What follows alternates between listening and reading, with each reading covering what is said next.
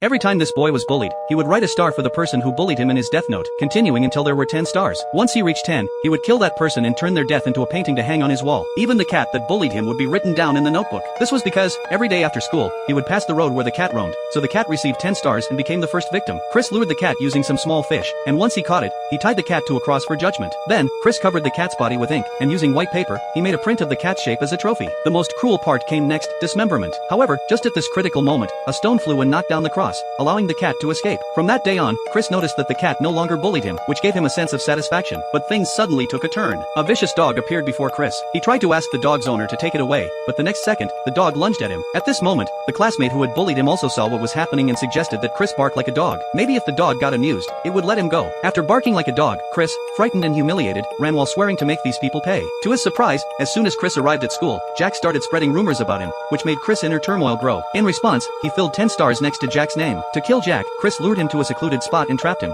covering him with ink. Then, Chris, wrapped in a white cloth, rushed toward Jack, completing Jack's portrait. Next, Chris began mocking Jack, forcing him to attack. Sure enough, this trick worked. Jack rushed forward, only to fall into Chris's trap. To ensure that Jack would give up any hope of escaping, Chris covered the trap with a 10-centimeter wooden board. He was sure that in a few days, Jack would starve to death.